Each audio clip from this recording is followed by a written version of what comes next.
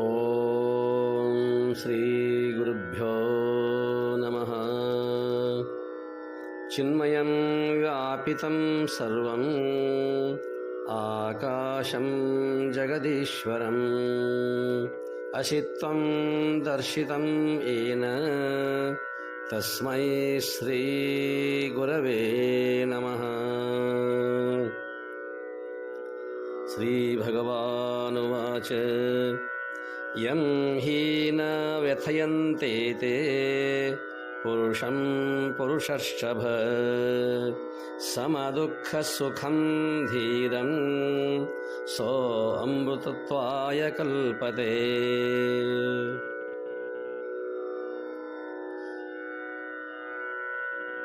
ಭಗವಂತನು ಹೇಳುತ್ತಾನೆ, ಪುರುಷರ್ಷಭ ಸಹಿಸಿಕೋ, ಏಕೆಂದರೆ ಯಾವನನ್ನು ಈ ಮಾತ್ರಾ ಸ್ಪರ್ಶಗಳು ಅಂದರೆ ಇಂದ್ರಿಯಗಳು ಹಾಗೂ ವಿಷಯಗಳು ಘಾಸಿಗೊಳಿಸುವುದಿಲ್ಲವೋ, ಯಾವನು ಸುಖ ದುಃಖಗಳನ್ನು ಸಮವೆಂದು ತಿಳಿಯುವನೋ ಅಂಥ ಧೀರ ಪುರುಷನು ಮೋಕ್ಷ ಪಡೆಯಲು ಸಮರ್ಥನಾಗುತ್ತಾನೆ.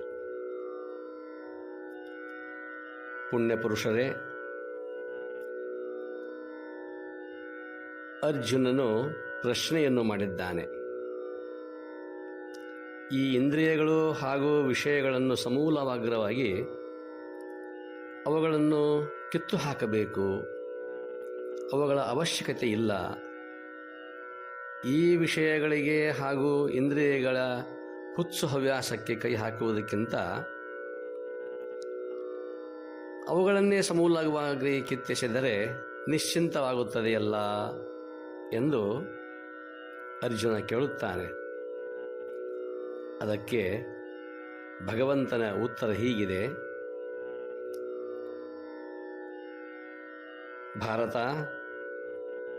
ನೀನೇನು ಸಾಮಾನ್ಯ ವ್ಯಕ್ತಿಯೇ? ಪುರುಷ ಸಿಂಹ, ರಣರಂಗದಲ್ಲಿ ಅಜೇಯ ವೀರ, ಸವ್ಯಸಾಚಿ.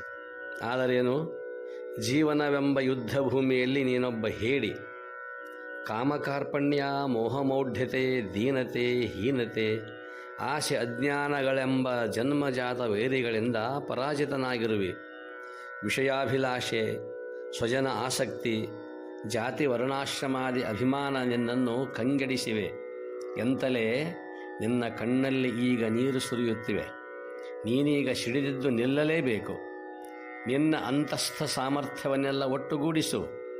ಧೀರನಾಗಿ ಆ ಮೋಹ ಮಾಯೆಗಳ ದಾಳಿಯನ್ನು ಎದುರಿಸು. ವೈರಿಗಳ ಆಘಾತ ಸಹಿಸಿಕೋ. ಸುಖ ದುಃಖಗಳನ್ನು ಸಮನಾಗಿ ಭಾವಿಸು. ನಿನ್ನ ಇಂದ್ರಿಯ ಹಾಗೂ ಮನೋಪ್ರವಾಹಗಳ ಮೇಲೆ ಬಲವಾದ ನಿಗ್ರಹ ಸಾಧಿಸು. ಅಂದರೆ ಮಾತ್ರ ನಾನು ನಿನ್ನನ್ನು ಧೀರನೆಂದು ಕೊಂಡಾಡುವೆ. ನೀನು ಅಮೃತತ್ವ ಗಳಿಸುವ ಯೋಗ್ಯತೆಯನ್ನು ಹೊಂದುವೆ. ನಿಜಗುಣರು ಹೇಳುವ ಹಾಗೆ ಇಲ್ಲಿ ಕಲಿತನ ಎನ್ನುವುದು, ವೀರತನ ಎನ್ನುವುದು. ಅವರು ಹೇಳುತ್ತಾರೆ, ಕರಣ ವಿಜಯದಿಂದ ಕಲಿತನ ಮುಂಟೆ, ಇಂದ್ರಿಯಗಳನ್ನು ಜಯಿಸುವುದೇ ಶೂರತನ, ವೀರತನ ಎಂಬುದು ಅವರ ಅಭಿಪ್ರಾಯ. ಈ ಮಂತ್ರದಲ್ಲಿ ಎರಡು ವಿಷಯಗಳು, ಇಂದ್ರಿಯ ಹಾಗೂ ವಿಷಯಗಳು, ಅವು ಬಹಳ ಬಲವಂತ. ಮನುಷ್ಯನ ಮೇಲೆ ಸದಾ ದಾಳಿ ಮಾಡುತ್ತಿವೆ, ವ್ಯಥೆ ನೀಡುತ್ತಿವೆ. ಎರಡನೆಯದಾಗಿ, ಧೀರನು ಅವುಗಳಿಂದ ವ್ಯಥೆಗೊಳ್ಳುವುದಿಲ್ಲ, ಅವನೇ ಮೋಕ್ಷದ ಅಧಿಕಾರಿ. ಸಾಮಾನ್ಯವಾಗಿ ಇಂದ್ರಿಯಗಳು ವಿಷಯಗಳಿಗೆ ಹರಿಯುವುದು ಅವುಗಳ ಸ್ವಭಾವ. ಪಶುವೇನು ಬಲ್ಲದು ಹಸುರೆಂದೆಳೆಸುವುದು ಎಂದಿದ್ದಾರೆ ಶರಣರು. ಇಲ್ಲಿ ಇಂದ್ರಿಯ ಹಾಗೂ ವಿಷಯಗಳು ಸಂಬಂಧವಾದಾಗ ಒಂದು ಬಗೆಯ ಮಾದಕ ಸುಖ ಉಂಟಾಗುವುದು. ಇಂದ್ರಿಯ ಹಾಗೂ ವಿಷಯಗಳು, ಅದನ್ನೇ ಶಾಸ್ತ್ರಕೋವಿದರು ಇಂದ್ರಿಯಾರ್ಥ ಸನ್ನಿಕರ್ಷಂ ಜನ್ಯಂ ಜ್ಞಾನಂ, ಅಂದರೆ ಇಂದ್ರಿಯಗಳು ಹಾಗೂ ವಿಷಯಗಳು ಎರಡೂ ಕೂಡಿದಾಗ ಉಂಟಾಗುವ ಒಂದು ಬಗೆಯ ಮಾದಕ ಸುಖ ಅನ್ನುವಂಥದ್ದಿದೆಯಲ್ಲ, ಅದು ಒಂದು ಕ್ಷಣಕಾಲ ಬಾಳುವುದಾದರೂ ಅತ್ಯಂತ ಮನೋಹಾರಿ, ಚಿತ್ತಾಕರ್ಷಕ. ಮಹಾನ್ ಪಂಡಿತರ ಪ್ರಚಂಡ ಬುದ್ಧಿಶಕ್ತಿಯನ್ನೇ ನಿಸ್ಸತ್ವಗೊಳಿಸುವ ಬಲ ಇದರಲ್ಲಿದೆ. ಬಲವಾನ್ ಇಂದ್ರಿಯ ಗ್ರಾಮ ವಿದ್ವಾಂಸಮಪಿ ಕರ್ಷತಿ ಎನ್ನುತ್ತದೆ ಶಾಸ್ತ್ರ. ಅಲ್ಲಿ ಭಯಾನಕ ಸರ್ಪ, ಭೀಮಕಾಯದ ಆನೆ, ವರ್ಣವಿರಂಗದ ಪತಂಗ, ಜಲವಿಹಾರಿ ಮತ್ಸ್ಯ ಮೀನು ಹಾಗೂ ಮಕರಂದ ಅಪೇಕ್ಷಿ ಭ್ರಮರಗಳನ್ನು ತನ್ನ ಶಬ್ದ, ಸ್ಪರ್ಶ, ರೂಪ, ರಸ, ಗಂಧಗಳೆಂಬ 5 ಕರಾಳ ಮುಷ್ಟಿಯಲ್ಲಿ ಹಿಚುಕಬಲ್ಲದು ಈ ವಿಷಯ ಸುಖ. ಪ್ರಪಂಚವೆಲ್ಲ ಈ ಸುಖದ ವಿರಂಗಲೀಲೆ. ಇದಕ್ಕಾಗಿ ಅಜ್ಞನೇ ಇರಲಿ, ಸುಜ್ಞನೇ ಇರಲಿ, ಕಿರಿಯನೇ ಇರಲಿ, ಹಿರಿಯನೇ ಇರಲಿ, ಗೃಹಸ್ಥನೇ ಇರಲಿ, ವಾನಸ್ಥನೇ ಇರಲಿ, ಸ್ತ್ರೀ ಪುರುಷ ತಮ್ಮ ಪ್ರಾಣ ಕಳೆದುಕೊಳ್ಳುತ್ತಿದ್ದಾರೆ.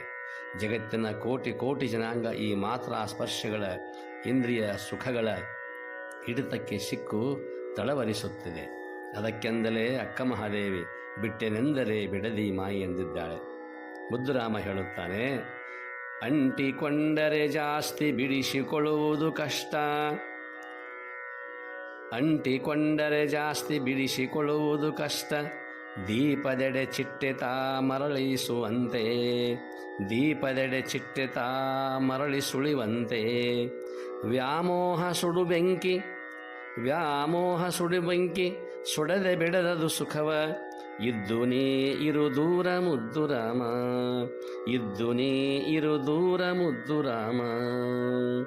ಇರಬೇಕು, ಇಲ್ಲವೆಂತಲ್ಲ. ಕುಂಬಾರ ಹೊಳದಂತೆ ಕೆಸರಲ್ಲಿದ್ದರೂ ಕೂಡ ಅದರ ಸೋಂಕು ಹತ್ತಿಕೊಳ್ಳಲಾರದೆ ಹೇಯ ಪ್ರಾಣಿ ಬದುಕುತ್ತದೆಯೋ ಆ ರೀತಿಯಲ್ಲಿ ಇರಬೇಕೆಂಬುದು ಭಗವಂತನ ಅಭಿಪ್ರಾಯ. ನಮ್ಮ ಜೀವನ ಸರ್ವಾಂಗ ಸುಂದರವಾಗಬೇಕು, ಜನ್ಮ ಮರಣಗಳ ಭೀತಿ ಮರೆಯಾಗಬೇಕು, ಚಿರಂತನವಾದ ಸಮಾಧಾನ ಅಳವಡಬೇಕು ಎಂಬ ಬಯಕೆ ನಮ್ಮದಾಗಿದ್ದರೆ ಬರೀ ಮಾತಿನಿಂದ ಅದು ಸಾಧ್ಯವಿಲ್ಲ. ನಮ್ಮಲ್ಲಿ ಅಂಥ ಅಧಿಕಾರ ಎಂಬುದು ಅಂಗವಿಸಬೇಕು. ಮಾತ್ರ ಸ್ಪರ್ಶಜನ್ಯ ಸುಖ ದುಃಖಗಳಿಂದ ಬಾಧೆಗೊಳ್ಳದಂತೆ ನಿರಾಮಯನಾಗಿರುವುದೇ ಮಾನವ ಜನ್ಮದ ಸಾರ್ಥಕತೆ. ಅದು ನಿಜವಾದ ಅಧಿಕಾರಿಯ ಲಕ್ಷಣ. ಆದರಿದು ನಾವು ಕಲ್ಪಿಸಿದಷ್ಟು ಸರಳವಲ್ಲ. ಸಾಹಸ ಶೌರ್ಯಗಳ ಮೂರ್ತಿಮಂತನಾದ ಆಚಾರ್ಯ ಭೀಷ್ಮ, ದ್ರೋಣ, ಕೃಪರಂಥವರು ಅವರೂ ಕೂಡ ಸಿಹಿ ಭೋಜನಕ್ಕಾಗಿ ಮನಸೋತರೆಂದಾಗ ನಮ್ಮಂಥವರ ಪಾಡೇನು? ನಮ್ಮ ದೇಹ ಚಟಗಳ ತವರು, ಮನಸ್ಸು ಕಾಮಕ್ರೋಧಗಳ ನಿಲಯ, ಶಿವನ ಶಾಂತಿ ಪ್ರಸಾದ ಗ್ರಹಿಸುವ ಹಂಬಲ ನಮ್ಮಲ್ಲಿ ಅದಮ್ಯವಾಗಿದ್ದರೆ ನಮ್ಮ ಪ್ರಥಮ ಕರ್ತವ್ಯ ಮಾತ್ರ ಸ್ಪರ್ಶಗಳನ್ನು ಅಂದರೆ ಇಂದ್ರಿಯ ಮತ್ತು ವಿಷಯಗಳನ್ನು ನಿರ್ವೀರ್ಯಗೊಳಿಸುವುದು. ವಿಷಯಗಳತ್ತ ಹರಿಯುವ ಇಂದ್ರಿಯಗಳು ದೇವನತ್ತ ಪ್ರವಹಿಸಬೇಕು. ನಮ್ಮ ಕರ್ಣ ದೇವನುಡಿ ಕೇಳಲಿ, ತ್ವಚ ದೇವಸ್ಪರ್ಶ ಮಾಡಲಿ, ನೇತ್ರ ದೇವಮೂರ್ತಿಯನ್ನು ನೋಡಲಿ, ರಸನ ದೇವ ಪ್ರಸಾದ ಸವಿಯಲಿ, ಘ್ರಾಣ ದಿವ್ಯ ಗಂಧ ಸೇವಿಸಲಿ, ಮನಸ್ಸು ಸದೈವ ದೇವನನ್ನು ಸ್ಮರಿಸಲಿ. ಅದಕ್ಕೆಂದಲೇ ಬಸವಣ್ಣನವರು ಅತ್ತಲಿತ್ತ ಹೋಗದಂತೆ ಹೆಳವನ್ನ ಮಾಡು, ಸುತ್ತಿ ಸುಳಿದು ನೋಡದಂತೆ ಅಂಧಕನ ಮಾಡು, ಮತ್ತೊಂದು ಕೇಳದಂತೆ ಕಿವುಡನ್ನ ಮಾಡು, ನಿಮ್ಮ ಶರಣರ ಪಾದವಲ್ಲದೆ ಅನ್ಯ ವಿಷಯ ಕೆಳಸದಂತೆ ಇರಿಸಿಕೊಡಲ ಸಂಗಮದೇವ. ಇದರರ್ಥ ಏನು? ನಮ್ಮ ದೇಹ ಮನಬುದ್ಧಿಗಳು ದೇವನಿಗಾಗಿ ಅರ್ಪಿತವಾಗಬೇಕು. ದೇವನನ್ನು ವರಿಸಿದ ಅವು ಇನ್ನೊಂದನ್ನು ಸ್ಪರ್ಶಿಸಬಾರದು. ಉದಾಹರಣೆಗಾಗಿ ದೃಷ್ಟಾಂತ ರೂಪದಲ್ಲಿ ಹೇಳುವುದಾದರೆ, ಅರಣ್ಯದಲ್ಲಿ ಒಬ್ಬ ಜನ್ಮಾಂಧ ಹುಟ್ಟುಗುರುಡ ರಾಧಾಕೃಷ್ಣರ ಭಜನೆಯನ್ನು ತನ್ಮಯನಾಗಿ ಮಾಡುತ್ತಿದ್ದ. ಅವನ ಭಕ್ತಿ, ಅವನ ಗಾಯನ, ಆ ಮಾಧುರ್ಯ ಸೇವಿಸಿದ ರಾಧೆ ಅವನ ಸಮೀಪ ಬರುತ್ತಾಳೆ. ತನ್ನ ಪರಿಚಯ ಹೇಳಿ ಅವನ ತಲೆಯ ಮೇಲೆ ಹಸ್ತ ಇಟ್ಟು ಹರಿಸಿದಳು, ಆಶೀರ್ವಾದ ಮಾಡಿದಳು. ಆ ಅಂಧ ಬಲು ಜಾಣ, ಆ ಕುರುಡ ಬಹಳ ಜಾಣ, ಬುದ್ಧಿವಂತ. ತಕ್ಷಣ ಅವಳ ಕಾಲುಗಳನ್ನು ಗಟ್ಟಿಯಾಗಿ ಹಿಡಿದು ವಂದಿಸಿದ, ನಮಸ್ಕರಿಸಿದ. ಏಳಲೇ ಇಲ್ಲ. ತಾಯಿ, ನೀನೇ ರಾಧೆ ಎಂದು ನನಗೇನು ಗೊತ್ತು? ಕೃಷ್ಣ ಬಂದು ಹೇಳಿದರೆ ಬಿಟ್ಟು ಬಿಡುವೆ. ನೋಡಿ ಎಷ್ಟೊಂದು ಬುದ್ಧಿವಂತಿಕೆ ಆ ಕುರುಡನಲ್ಲಿ. ಕಣ್ಣು ಕುರುಡಾಗಿರಬಹುದು, ಆದರೆ ಅವನ ಅರಿವು ಕುರುಡಾಗಿರಲಿಲ್ಲ. ಕೃಷ್ಣನೂ ಬಂದ, ಅಂಧನ ಇಚ್ಛೆಯಂತೆ ದೃಷ್ಟಿ ಪ್ರದಾನ ಮಾಡಿದ. ಎದುರಿನಲ್ಲಿ ರಾಧಾ ಕೃಷ್ಣರ ಸುಂದರ ರೂಪ ಕಂಡ ಆ ಅಂಧನು ಆನಂದಾಶ್ರು ಸುರಿಸಿ ಪ್ರಾರ್ಥನೆ ಮಾಡ್ತಾನೆ, ದೇವ, ನಿಮ್ಮನ್ನು ಕಂಡು ಮುಟ್ಟಿ ನನ್ನ ಕಣ್ಣು ಮೈ ಎಲ್ಲ ಪವಿತ್ರವಾಗಿವೆ. ಇನ್ನು ಮೇಲೆ ಅವು ಇನ್ನೇನನ್ನೂ ನೋಡುವುದು ಬೇಡ. ನಾನು ಮೊದಲಿನಂತೆ ಅಂಧನಾಗುವಂತೆ, ಕುರುಡನೇ ಆಗಿರುವಂತೆ ಅನುಗ್ರಹಿಸಿರಿ. ಎಷ್ಟೊಂದು ಅದ್ಭುತವಾಗಿರುವಂಥ ವಿಚಾರವಲ್ಲವೇ ಆ ಕುರುಡನದು. ಏಕಕಾಲದಲ್ಲಿ ರಾಧೆ ಬಂದು ದರ್ಶನ ಕೊಟ್ಟಿದ್ದರೂ ಕೂಡ ನೀನೇ ರಾಧೆ ಎಂದು ಗುರುತಿಸುವುದು ನನ್ನಿಂದ ಗುರುತಿಲ್ಲ. ಅದಕ್ಕಾಗಿ ಕೃಷ್ಣ ಬಂದು ಹೇಳಿದರೆ ನಾನು ಒಪ್ಪಿಕೊಳ್ಳುತ್ತೇನೆ. ಏಕಕಾಲದಲ್ಲಿ ಈರುವರ ದರ್ಶನವನ್ನು ಮಾಡಿಕೊಂಡ ಅವನ ಹೊರಗಿನ ಕುರುಡುತನ, ಒಳಗಿನ ಆ ಜ್ಞಾನ ನೇತ್ರ, ಅರಿವು ನೇತ್ರ. ಅದಕ್ಕಾಗಿ ಅಂತಹ ಧೀರ ಸಾಧಕ ಶ್ರೇಷ್ಠರಿಗೆ, ವಿಷಯ ವಿತೃಷ್ಣರಿಗೆ ಮಾತ್ರಾಸ್ಪರ್ಶಗಳು ಎಷ್ಟೂ ಕಷ್ಟ ಕೊಡವು. ಏಕೆಂದರೆ ಅವರ ಮನಸ್ಸು ಅತಿ ಜಾಗೃತ ಅವಸ್ಥೆಯಲ್ಲಿದೆ. ಆ ಇಂದ್ರಿಯ ವಿಷಯಗಳ ರಾಜ್ಯ ಜಾಗರದಲ್ಲಿ, ವಾಸನಾ ರಾಜ್ಯ ಸ್ವಪ್ನದಲ್ಲಿ, ಮಾತ್ರಾಸ್ಪರ್ಶಗಳ ವಿಲಯನ ಅವಸ್ಥೆ ಸುಪ್ತಿಯಲ್ಲಿ. ಧೀರನು ಮೂರೂ ಅವಸ್ಥೆಗಳು ಇರುವಾಗಲೇ ಅವುಗಳ ಹಿಡಿತ ತಪ್ಪಿಸಿ ದಿವ್ಯ ಜಾಗ್ರದಲ್ಲಿ ವಿರಮಿಸುತ್ತಾನೆ. ಅದಕ್ಕೆಂದಲೇ ಅದಕ್ಕೆ ವರಜಾಗ್ರ ಎನ್ನುತ್ತಾರೆ. ಸಂತ ಗೌರಾ ಕುಂಬಾರನು ತನ್ನ ಜೀವನದಲ್ಲಿ ಅದ್ಭುತವಾಗಿರತಕ್ಕಂತಹ ಅನುಭವವನ್ನು ಅನುಭವಿಸಿದ. ಮಣ್ಣು ತೊಳೆಯುತ್ತಿರುವಾಗಲೇ ದೇವ ಸಾಮ್ರಾಜ್ಯದಲ್ಲಿ ಮನಸ್ಸನ್ನು ಲೀನಗೊಳಿಸಿದ. ಅವನ ಒಂದೇ ಒಂದು ಮಗು ಸರಿದು ಬಂದು ಕೆಸರಲ್ಲಿ ಬಿತ್ತು. ಸಂತನು ಅದರ ಅರಿವಿಲ್ಲದೆ ತುಳಿದ. ಕೆಸರೆಲ್ಲ ರಕ್ತಮಯವಾಯಿತು. ಆದರೂ ಅವನಿಗೆ ಭಾನ ಬರಲಿಲ್ಲ. ಹೆಂಡತಿ ಬಂದು ಕೂಗಾಟ ಮಾಡಿದಾಗ ಅವನಿಗೆ ಬಾಹ್ಯ ಅರಿವು ಬಂತು.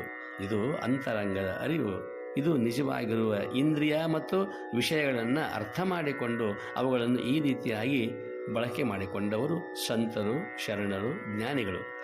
ಸಂತ ಮಹಾತ್ಮರು ಸಮದೃಷ್ಟಿಯುಳ್ಳವರು. ಧೀರರಾದವರಿಗೆ ಸುಖ ದುಃಖಗಳು ಸರಿಸಮ. ಲೋಕವನ್ನೇ ಕಂಗೆಡಿಸುವ ಆ ಭಾವನೆಗಳು ಅವರನ್ನು ತಿಲಾಂಶವೂ ಸ್ಪರ್ಶಿಸಲಾರವು. ಅವರು ಅಮೃತಪಾನಿಗಳು, ಅಮರ ಆತ್ಮದೃಷ್ಟಾರರು. ಅರ್ಜುನ ಅನ್ನುತ್ತಾನೆ, ಇಷ್ಟೆಲ್ಲ ಉಪದೇಶವನ್ನು ಕೇಳಿದ ನಂತರದಲ್ಲಿ ಮನಸ್ಸು ನಿರಾಳವಾಗ್ತಾ ಹೋಗ್ತಾ ಇದೆ. ಆದರೆ ಇಂತಹ ವಿಷಯಗಳನ್ನು ಯಾವಾಗಲೂ ಕೂಡ ನೀನು ಹೇಳಿದೆ, ಅವುಗಳನ್ನು ಸಹನೆ ಮಾಡಿಕೊಳ್ಳಬೇಕು. ಅವುಗಳನ್ನು ಸಹಿಸಿದವನೇ ಧೀರ, ಅವನೇ ಅಮೃತತ್ವಕ್ಕೆ ಯೋಗ್ಯನಾಗುತ್ತಾನೆ. ಅದೆಲ್ಲವನ್ನು ತಿಳಿದುಕೊಂಡೆ. ಆದರೆ ಸಾಮಾನ್ಯರಾದ ನಾವುಗಳು ಈ ವಿಷಯಗಳಿಂದ ವಿಮುಖರಾಗಿ ಹೋದರೆ, ಅಥವಾ ಸಹಿಸಿಕೊಳ್ಳದ ಗುಣವೇ ಇರದಿದ್ದರೆ ಈ ದೇಹ ನಾಶವಾಗುತ್ತದೆಯಲ್ಲ. ಅವುಗಳ ಉಪಭೋಗ ಮಾಡದೇ ಇದ್ದರೆ ದೇಹ ನಾಶವಾಗುತ್ತದೆ, ಅದು ಉಳಿಯುವುದಿಲ್ಲ. ಅದಕ್ಕೇನು ಹೇಳುತ್ತೀಯಾ ಎನ್ನುವ ಪ್ರಶ್ನೆಗೆ ಭಗವಂತ ಉತ್ತರಿಸುತ್ತಾನೆ ಮುಂದಿನ ಶ್ಲೋಕದಲ್ಲಿ. ಮತ್ತೆ ನಾಳೆ ನೋಡುವ. ಶರಣಾರ್ಥಿಗಳು. ಓಂ ಶಾಂತಿ ಶಾಂತಿ ಶಾಂತಿ.